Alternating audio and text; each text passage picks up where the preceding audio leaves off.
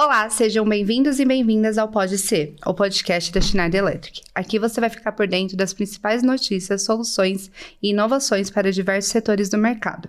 Eu sou Amanda Ribeiro, especialista de marketing na Schneider, e convido a você a se inscrever no nosso canal e ativar as notificações para ficar por dentro dos próximos episódios. No pod de hoje, eu tenho um prazer enorme de contar com uma grande parceira, Lucimar. Olá, obrigada, Amanda. Obrigada pelo convite. Muito prazer. Meu nome é Lucimar Santos, atuo como desenvolvedora de negócios na Schneider Electric e hoje a gente vai abordar o tema de sustentabilidade e ESG no Brasil. Temos dois ilustres convidados aqui, fantástico, que vai nos ajudar a entender melhor sobre o tema. E vamos iniciar com o Rafael Medeiros. Tudo bem, Rafael? Rafael é desenvolvedor de negócios na Schneider Electric também. Acho que seria interessante você se apresentar um pouquinho, por favor, falar um pouquinho sobre o tema de sustentabilidade conosco, Rafael. Maravilha, obrigado, Lucimar, pela introdução. Para mim é um grande prazer estar participando aí do POD, né? E uma honra contribuir com esse tema que é tão caro para mim, e é um tema tão relevante, tão importante, né? Cada vez mais em evidência diante desse momento que a gente está vivendo na atualidade.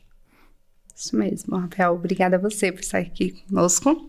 E a nossa próxima convidada é Regina Magalhães, diretora de negócios na Microsoft. Seja bem-vinda. Muito obrigada, estou super feliz de estar aqui, ainda mais na Schneider Electric, uma empresa onde eu já trabalhei, tive o privilégio de trabalhar lá e tenho uma admiração enorme pelo trabalho que vem desenvolvendo com sustentabilidade. E para começar o nosso pod de hoje, Regina, você pode contar um pouco da sua carreira para a gente? Claro, é uma carreira muito diversificada, então teria muita história para contar, mas resumindo um pouco, eu tive uma formação em agronomia, né, e trabalhei alguns anos no setor rural, trabalhando especialmente com desenvolvimento sustentável na área rural. E foi uma oportunidade muito bacana, porque talvez tenha sido um dos setores onde esse tema surgiu, né, pelos grandes dilemas que existem na produção agrícola, no desenvolvimento rural, que depende tanto de fatores climáticos, né, e ambientais. Então é um setor onde esse tema evoluiu já há muitos anos atrás e evoluiu muito rapidamente. Mas eu sempre tive uma relação com outras áreas, né, e fui migrando, fui avançando para outras áreas de conhecimento e de trabalho. Então também trabalhei bastante com o setor financeiro. No início existia, nos anos 90, que eu comecei minha vida profissional, tinha um problema muito sério social, como ainda tem, né? A agricultura tem uma desigualdade muito grande. Você tem grandes produtores muito modernos, mas também tem pequenos produtores muito carentes, com muita dificuldade de acesso a recursos. E eu trabalhei muito no setor financeiro, buscando viabilizar formas para que pequenos agricultores tivessem acesso a crédito. Depois eu trabalhei no setor financeiro, em bancos, eu trabalhei no IFC, no Grupo Banco Mundial, né, ajudando a desenvolver o que a gente chama hoje de ESG, que é como que uma instituição financeira usa critérios sociais e ambientais nas suas decisões de financiamento e de investimento. Trabalhei muitos anos também como consultora, empresas de muitos setores diferentes, construção civil, moda, indústria automotiva, mineração e etc., buscando fazer com que sustentabilidade fosse parte do negócio dessas empresas. Depois de um tempo, eu comecei a ver que era muito importante utilizar as novas tecnologias, principalmente as tecnologias digitais, para acelerar, né, os projetos de sustentabilidade nas empresas. E aí eu fui para onde? Schneider Electric, que é líder, né, em indústria 4.0, e aí eu tive a oportunidade fantástica, né, de poder combinar toda a capacidade tecnológica que tem a Schneider para usar essas tecnologias para promover a sustentabilidade dos clientes. Depois eu trabalhei numa outra empresa do mesmo setor, a Johnson Controls, mais focada em automação de edifícios, que é também um tema, um setor bastante importante para a sustentabilidade. E hoje estou na Microsoft, acompanhando esse boom da inteligência artificial, que também tem um potencial gigantesco de contribuir para a sustentabilidade nas empresas, nos governos, na sociedade como um todo. Uma jornada incrível, né? Sem dúvidas, né, Amanda? Perfeito, Regina. Muito obrigada por compartilhar conosco um pouco da sua experiência profissional. E você, Amanda? Sua carreira? Bom, vou falar resumidamente sobre a minha carreira, mas eu sou formada em comunicação, eu sou relações públicas, agora eu faço MBA em marketing. Mas desde que eu ingressei no mundo de comunicação, eu trabalho numa empresa em área de tecnologia. E aí agora eu tenho o prazer de trabalhar com tecnologia e engenharia numa empresa que é a Schneider, que um dos principais pilares é a sustentabilidade. E trabalhar na comunicação é assim, eu sou apaixonada por essa área, a diversidade que você tem em trabalhar com diversos públicos, tipos de cliente, e aí agora trazer o tema sustentabilidade, que é algo tão atual e tão necessário, para mim é incrível. E você, Rafael, conta um pouco pra gente. Legal, bom, vai ser uma história mais curta do que a da Regina, e é inspiradora a sua trajetória, primeiramente. Bom, eu sou engenheiro ambiental, engenheiro sanitarista ambiental, formado pela Universidade Federal de Santa Catarina. Atualmente, né, atuo então na Schneider Electric no departamento de Sustainability Business, né, então levando soluções e tecnologias para empresas que estão buscando se situar, se localizar, né, dentro desse ambiente corporativo tão dinâmico e tão complexo, né, com relação aos temas ESG e principalmente, mais especificamente, com relação à agenda climática, né? Então, realmente ajudando empresas a montarem suas estratégias climáticas ou aquelas que já estão no nível de maturidade um pouco mais avançado, ajudar a acelerar resultados e pontos específicos, né, com relação à mitigação e adaptação climática, né? E voltando um pouquinho mais para trás, né, na minha carreira, na verdade, desde pequeno, né, desde muito tempo atrás, eu defini sustentabilidade e proteção ambiental como as grandes diretrizes da minha carreira, né, do meu desenvolvimento profissional, né, os grandes propósitos do meu trabalho, né? Então, busquei, né, a formação em engenharia ambiental. Logo após a minha formação, eu fui trabalhar numa consultoria dinamarquesa chamada DHI, e naquele momento, né, ajudava empresas a encontrar soluções para desafios complexos em ambientes aquáticos, né? Então, mudando um pouco aí do olhar, né, de proteção ambiental para um tema também muito importante, né, que é relacionado aí a recursos hídricos, a eventos extremos, né, como inundações, tsunamis, etc. Então, ajudava, né, empresas aí, autoridades, inicialmente no Brasil e depois também com um olhar mais amplo para os mercados da América do Sul, de modo geral, a encontrar soluções também a esses grandes desafios envolvendo ambientes aquáticos, né? E aí, na sequência, né, vim para a Schneider, já tem 2 anos, agora com esse olhar mais para energias renováveis, mudanças climáticas, né, e estratégia corporativa ESG de um modo geral. Bacana, Rafael. E você, Lu? Conta um pouco da sua carreira pra gente. Claro, conto sim. Bom, iniciei minha carreira na indústria, numa empresa de embalagens industriais, né, uma empresa americana, e lá nessa empresa eu acabei fazendo alguns jobs rotation, né, acabei entrando lá como aprendiz e fiz vários job rotation, fui para comunicação, RH, compras, olha, tive um job rotation bem interessante na indústria e acabei me identificando em vendas, foi onde eu iniciei na Schneider Electric, tô desde então aí há 7 anos atuando em vendas, e em vendas a gente tem os nossos desafios também, né, no ambiente de sustentabilidade, de ESG. Os nossos clientes estão trazendo este tema muito fortemente, né, Regina? Então, é um ponto bem interessante que a gente vem lidando dentro da Schneider, o que me desperta o interesse muito maior aí em continuar atuando no universo de vendas, no universo comercial. Legal. E o tema de hoje não poderia ser mais atual, né? Com tudo que está acontecendo no mundo e no Brasil. E eu gostaria de perguntar para você, Rafael, como que você poderia explicar o que é o ESG para quem está nos vendo, nos ouvindo, e explicar o que é a sustentabilidade, né? Que a sustentabilidade não é só plantar uma árvore. Maravilha. Ainda é uma ótima pergunta, né? É uma sigla, né, tão curta, mas que ainda gera bastante dúvida, né? Traz aí em 3 letrinhas bastante complexidade. Mas vamos lá, ESG nada mais é do que uma evolução que a gente tem visto ao longo do tempo da percepção da função social das empresas, das corporações, né? Então, antigamente, qual que era a percepção que se tinha, né? Que a função de uma empresa, basicamente, era gerar valor para os seus acionistas, né? Gerar valor para os seus investidores, né? Ao longo do tempo, essa percepção foi, claro, evoluindo, né? A gente ampliou essa visão para a função de uma empresa, né? E isso começou a criar mais consciência do meio ambiente, né, no qual essas empresas estão envolvidas, né? Então, claro, temos aí, né, os aspectos ambientais, aspectos sociais, aspectos de governança, que são pilares que evoluem muito ao longo do tempo e podem trazer impacto para esses ambientes de negócio, né, no qual as empresas estão envolvidas, né? Então, o ESG nada mais é do que uma organização dessa nova percepção, né? E é digamos, um framework, uma estratégia, um direcionamento para que as empresas possam entender um pouco melhor como elas impactam, né, o ecossistema no qual elas estão envolvidas, e como esse ecossistema, né, em troca, também traz riscos para o ambiente de negócios daquela empresa, né, nesses 3 pilares, ambiental, social e governança. Né.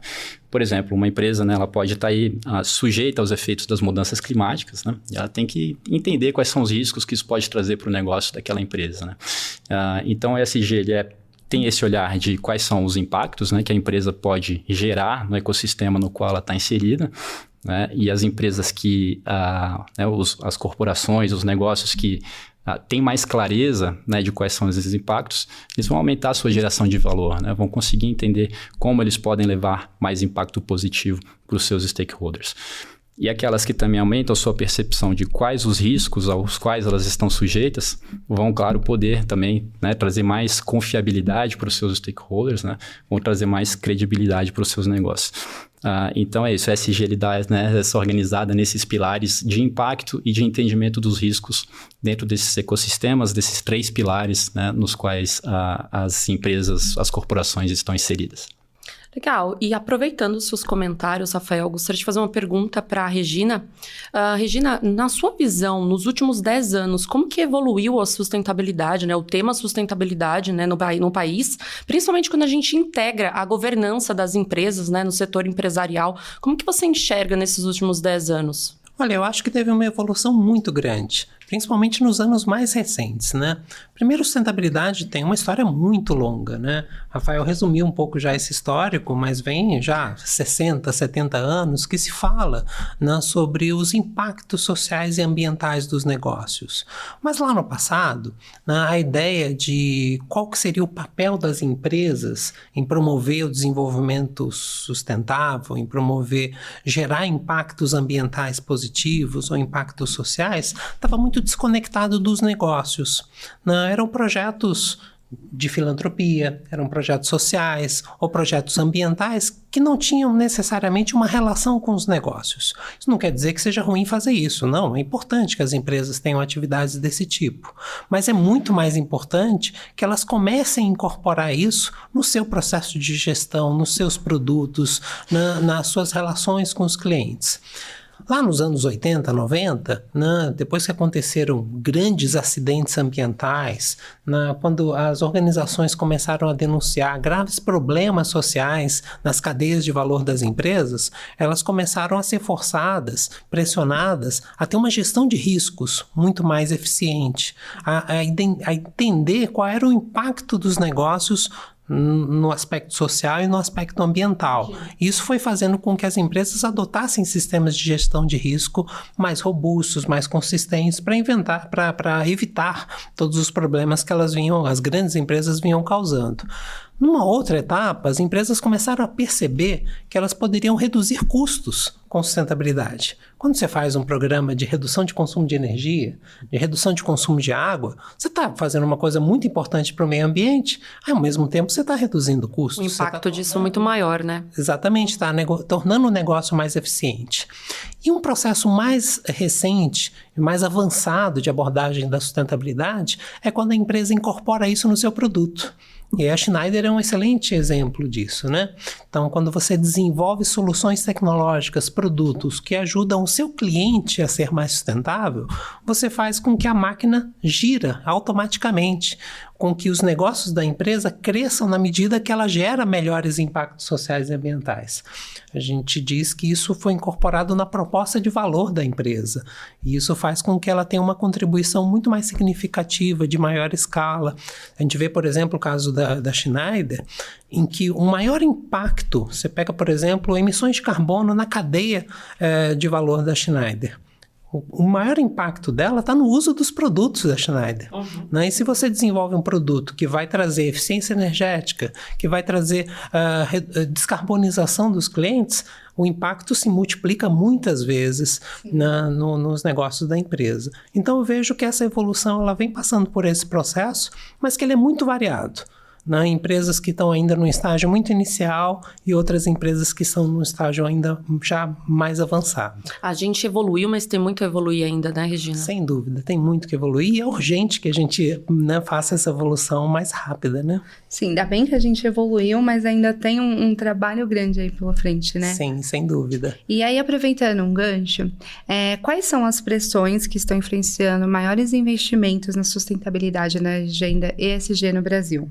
Olha, eu acho que primeiro tem uma mudança de percepção dos próprios consumidores, né? Não é generalizado também, então a gente não pode dizer todos os consumidores estão mais conscientes, não. Mas você tem uma parcela dos consumidores que está mais atenta, né? Tá entendendo que o seu consumo deve ser orientado, primeiro, por saúde.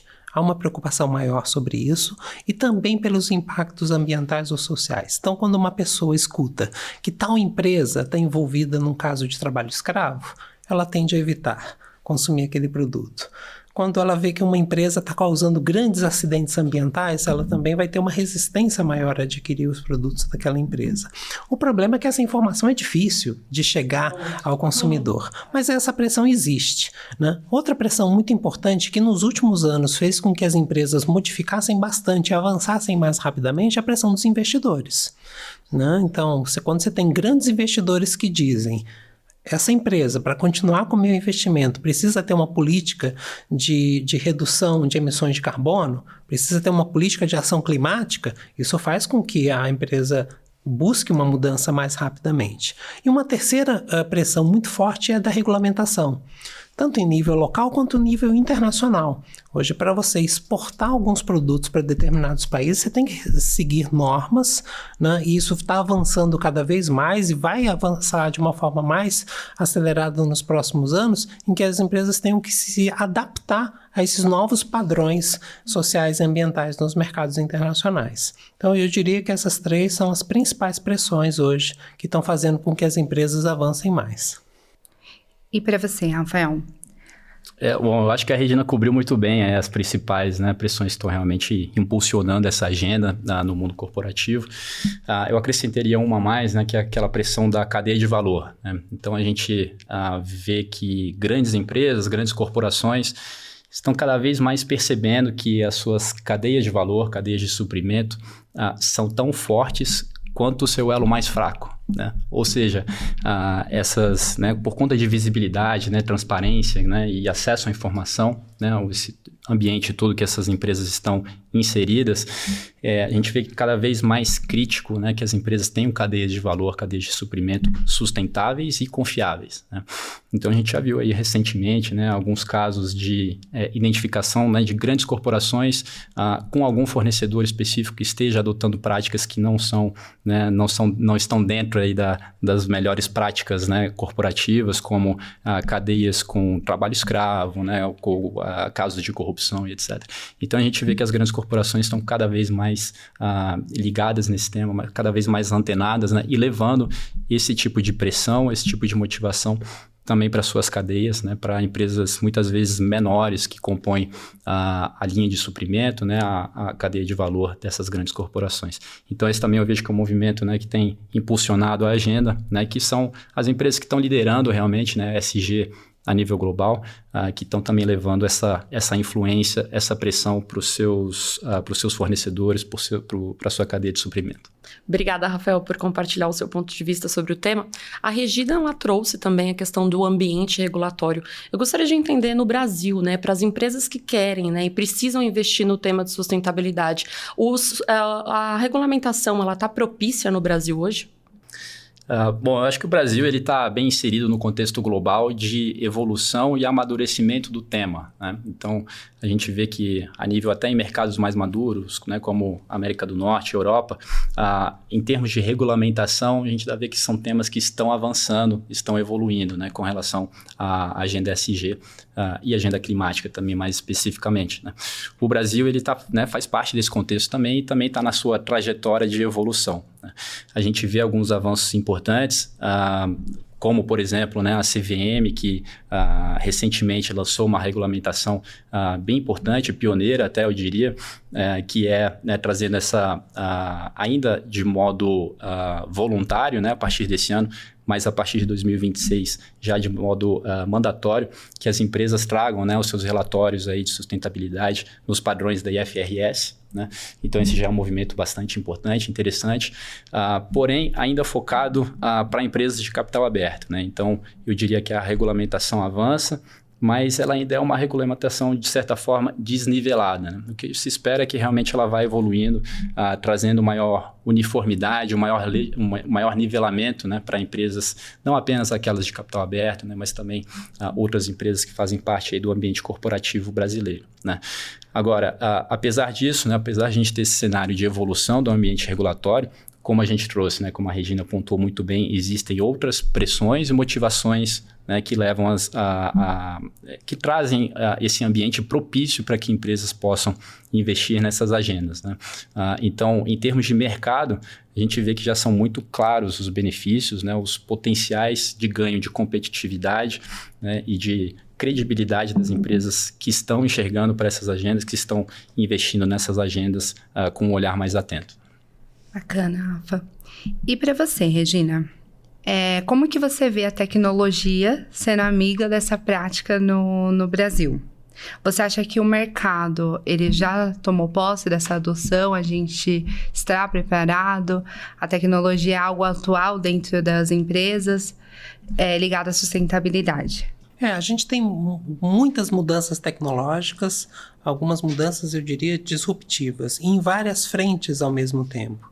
A gente costuma dizer que a gente está passando por uma quarta revolução tecnológica, né? E a Schneider, inclusive, participou dessas 4 revoluções. A gente esteve lá no início, né, onde iniciou a indústria com a máquina a vapor, depois você teve o advento da eletricidade, que transformou o mundo totalmente, depois você teve a internet, que também trouxe grandes mudanças, e hoje, uma das grandes diferenças é que a gente tem várias tecnologias sendo desenvolvidas e evoluindo ao mesmo tempo de uma maneira combinada.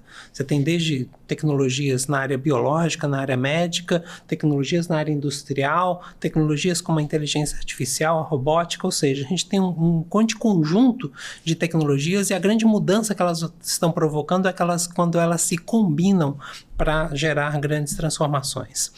De forma alguma, isso é uniforme e as empresas estão totalmente avançadas no uso dessa tecnologia.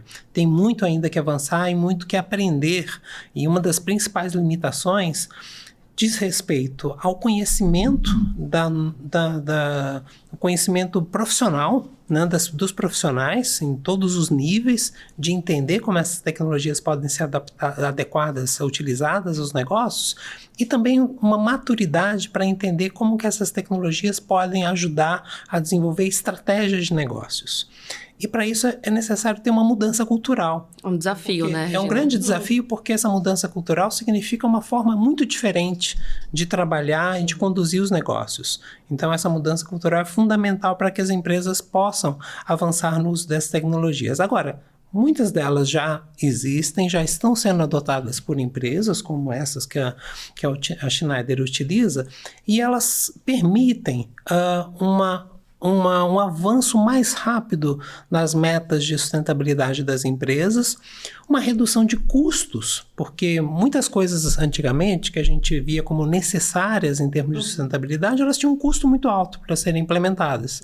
E a tecnologia facilita, ela reduz custos. Então, por exemplo, redução de consumo de energia, eficiência energética, hoje você consegue fazer com investimentos razoavelmente pequenos que têm um retorno sobre o investimento rápido, por meio do uso dessas tecnologias. Hoje a gente pode, utilizando a inteligência artificial, você ter uma visão muito mais integrada dos negócios e pensar em processos produtivos muito mais eficientes e com maior sustentabilidade. Então a tecnologia ela é uma facilitadora, né? Ela é uma aceleradora das mudanças necessárias para a sustentabilidade. É uma aliada, né? Sem dúvida, né? E ela pode ser uma opção muito importante para que as empresas avancem numa velocidade que a gente precisa, porque os problemas sociais e ambientais, eles são urgentes, a gente está vendo esses problemas acontecerem já, aquilo que a gente imaginava que seria no futuro para os nossos filhos, não, hoje já estão afetando a vida das pessoas no mundo inteiro, né? Como aconteceu, por exemplo, no caso agora recente no Rio Grande do Sul, Brasil, né, e tantos outros que estão acontecendo ao mesmo tempo no mundo inteiro, né, e a tecnologia pode fazer com que a gente avance mais rapidamente em mudanças nas empresas. Mas a gente precisa dessa mudança cultural, precisa de mais educação, tanto educação tecnológica quanto visão também de negócios mais adequada ao uso dessas tecnologias. Eu acho que falta um pouco também da sociedade, das empresas, enfim, como um todo, às vezes, enxergar qual que é o retorno, tanto financeiro, né, um ROI para uma empresa, e tanto também como a sua vida, a sua prática, né, da sua família. Então, às vezes, eu acho que falta um pouco disso, né, da gente parar um pouco, refletir do quanto as nossas ações vão impactar. A gente não foi educado, né? Sim. Sim. Profissional, né? As lideranças empresariais, só agora, muito recentemente, começam a ver, por influência externa, por pressão externa, mas ainda não tem isso incorporado na lógica dos negócios. E deveria, né, Regina? Certamente, precisa avançar isso mais rapidamente. Você citou alguns casos, né? Acho que casos na sua lista de experiência profissional no tema de sustentabilidade não falta. Mas eu gostaria de entender na Microsoft, né? Quais são os temas que você abordaria relacionado à sustentabilidade? Um case que foi importante, assim, marcante para você na Microsoft. Claro, né? A Microsoft vem liderando, né? Principalmente o uso da inteligência artificial generativa, que é um novo modelo mais recente, né? de inteligência artificial, e que é o que está mobilizando todas as pessoas e fazendo com que todas tenham acesso a esse novo tipo de tecnologia. É uma tecnologia mais acessível, de uso geral, né? E essa tecnologia permite avançar em muitas coisas importantes. A inteligência artificial ela é uma tecnologia que permite trabalhar com situações onde você tem um grande volume de dados e possibilita que você tenha uma compreensão melhor desses dados e possa tomar decisões baseadas em dados. Assim como permite gerar imagens, gerar sons, gerar textos com muito mais rapidez, com maior qualidade. Então, vou dar alguns exemplos interessantes. A gente está acabando de implementar agora uma tecnologia muito simples que a gente usa nos nossos softwares, que a gente usa no dia a dia nas empresas, em que a inteligência artificial ela permite, por exemplo, que pessoas com deficiência tenham muito maior produtividade por meio do uso da inteligência artificial generativa. Então, a gente está desenvolvendo vários casos de uso onde pessoas com deficiência visual, pessoas neurodiversas, possam ter uma capacidade produtiva muito maior do que elas teriam sem o uso dessas tecnologias. A gente está desenvolvendo também tecnologias, por exemplo, na área jurídica e na área da justiça. Só para vocês terem uma ideia, existem 89 milhões de processos judiciais no Brasil, né? E a gente sabe o quanto que é lenta a justiça brasileira, porque isso depende de processos com grande volume de dados, com grande volume de informações. Esse processo é muito complexo e lento, né? Com a inteligência artificial isso pode ser agilizado e pode ser democratizado, pode ampliar, pode facilitar a vida das pessoas e agilizar a condução desse processo. Isso tem um impacto social muito grande na sociedade. E um caso específico que a gente desenvolveu recentemente na Microsoft, em parceria com a Fundação Vale e com o Amazon, foi uma tecnologia para usar a inteligência artificial para análise de imagens de satélite, para identificar riscos de desmatamento antes deles começarem a acontecer. Que interessante. O conhecimento prático, né, do nosso parceiro identificou que, normalmente, desmatamentos na Amazônia, eles começam com a abertura de uma estrada ilegal. Uhum. Claro, né, os tratores, né, as motosserras têm que chegar, normalmente chegam com uma estrada que é aberta ilegalmente. Né? Então, o satélite ele identifica, a inteligência artificial identifica que essas são estradas ilegais e emite um alerta para os órgãos de controle para que possam agir mais rapidamente antes do desmatamento acontecer. Então, esse é um exemplo bastante interessante, como é que você pode ter a inteligência artificial contribuindo muito, né, para o avanço das políticas de sustentabilidade no Brasil. Preventivamente já atua, né? Rafael, e você acha que o Brasil e as empresas brasileiras têm potencial para ser referência mundial nesse quesito? Eu diria que não só tem potencial, mas tem algumas que já estão lá, né? Eu diria que já temos ótimos exemplos aí de empresas, né, que se destacam né, mesmo a nível global, quando a gente fala de práticas ESG, né, práticas de sustentabilidade. Eu, numa posição de desenvolvedor de negócios, né, converso com muitas empresas, muitas corporações, clientes e parceiros, né, da Schneider, e é interessante ver, interagir com pessoas que realmente, né, estão à frente dessas agendas, e é evidente assim, né, um meio ambiente corporativo bastante inspirador, né, e muitas vezes realmente a gente está interagindo com empresas que estão puxando, que estão, né, realmente buscando ser pioneiras, né, nessas agendas, e buscando cada vez mais diferenciais de competitividade no mercado nacional, mas também no mercado global, né, de modo geral. Então, já temos boas práticas, né, já temos bons exemplos a ser seguidos aqui no Brasil, né, realmente empresas que estão se destacando no ambiente corporativo a nível global. Claro que temos potencial para muito mais, né, e no Brasil a gente tem alguns fatores que eu acho que são bem interessantes, né, como alavancas de valor, né, para essas empresas que estão buscando avançar nessas agendas. Então, temos aí, né, questões como biodiversidade, né, questões como matriz energética, né, relativamente, claro, em comparação com os outros países, né, mercados mais evoluídos como Europa, Estados Unidos, uma matriz energética bastante limpa, né, e com muito potencial de evolução, de ampliação ainda, né, considerando os renováveis. Além disso, né, temos aí um ambiente, né, bastante diverso e muito propício para a inovação também aqui no Brasil, né? Então, eu acho que todos esses são assim, fatores, né, que combinados se tornam alavancas de valor muito interessantes para as empresas aproveitarem, né, e levar todo esse potencial brasileiro como fatores de destaque, né, fatores de posicionamento diferenciado nos mercados a nível global. E, como eu falei, né, já temos empresas, já temos bons exemplos de empresas que estão se aproveitando, né, desses fatores para realmente se diferenciar em ambientes muitas vezes bastante competitivos, né, e que se beneficiam, né, dessas alavancas de valor aí que levam a alguma diferenciação. Bom, Rafael, fico feliz de saber que temos algumas empresas aí que já estão lidando muito bem com o tema, né? E falando em interação, né, a gente tem muitas pessoas nos assistindo. E como que essas pessoas podem contribuir, né, com o ecossistema de sustentabilidade hoje? Bacana. Eu queria mencionar um posicionamento de marca, né, que a gente tem dentro da Schneider, né, uma iniciativa institucional que é o Agentes de Impacto, né? O Agentes de Impacto são pessoas, né, que buscam impulsionar né, as boas práticas em sustentabilidade, né, que buscam, então, alavancar essas ações, né, para que indivíduos, empresas, corporações possam aí estar alcançando as suas ambições em resiliência, em sustentabilidade, em eficiência, né? Então, os agentes de impacto são, né, indivíduos que buscam materializar, né, que buscam transformar em ações as ambições em sustentabilidade, né, que muitas vezes ficam num ambiente de ideias, né, e de ambições de fato, né, e esses agentes de impacto ajudam realmente a gente a materializar, a direcionar essas iniciativas com relação à automação, eletrificação e digitalização. Né?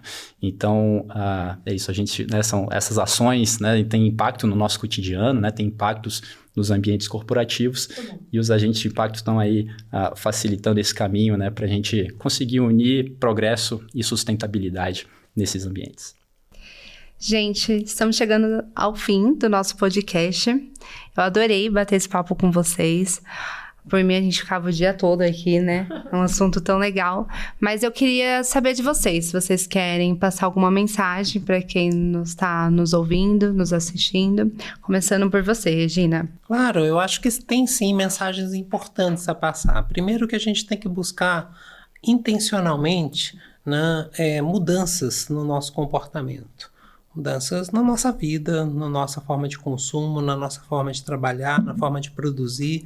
Eu acho que sustentabilidade é uma responsabilidade de todos. Claro que não é uma responsabilidade individual, é uma responsabilidade da sociedade, das empresas, dos governos. Mas as pessoas individualmente podem ter uma colaboração importante. E elas podem se juntar a outras pessoas, buscar iniciativas, organizações e ter uma participação mais ativa nesse processo de mudança.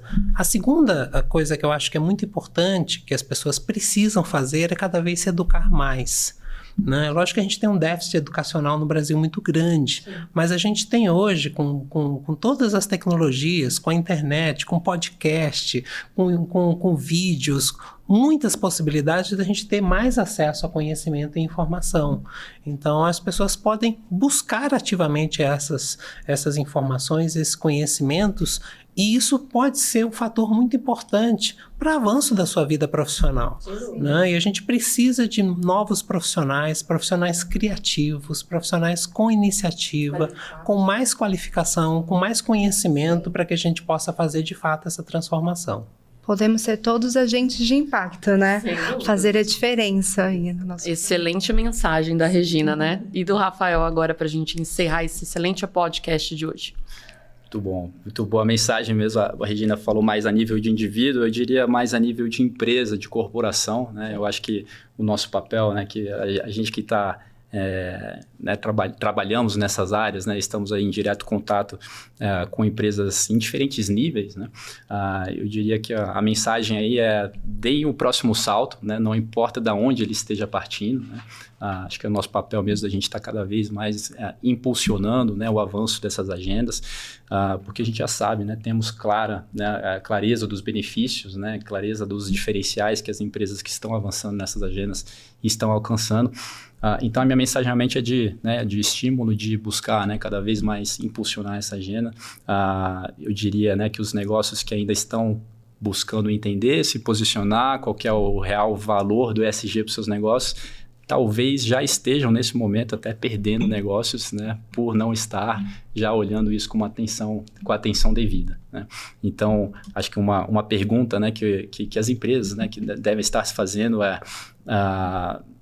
qual o custo de não se fazer nada, né? Qual o custo de não estar olhando para o ESG, né, com um olhar mais atento, da forma mais adequada, porque é possível que, caso ainda não estejam perdendo negócios atualmente, isso venha acontecer lá na frente, né? Vai ser muito maior, né? O custo, se não olhar para esse universo. Exatamente. Então, fica realmente essa mensagem de buscar, como a Regina colocou, né? Buscar informação, buscar boas práticas, né? Buscar bons exemplos dos mercados nacionais, mercados globais e buscar o apoio, né, de empresas que estejam liderando essas agendas, né? De consultorias, enfim, de bons exemplos realmente que possam ajudar a dar esse próximo salto. De novo, não importa de onde ele esteja partindo, mas realmente buscando ação, buscando resultados nessas agendas tão importantes.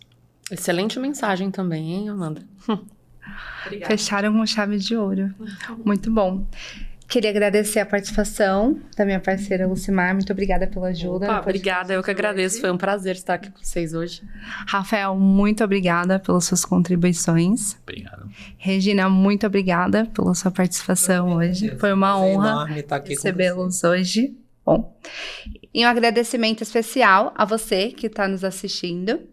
Não esqueça de se inscrever no nosso canal e ativar as notificações para receber os próximos episódios. Está incrível. Até a próxima!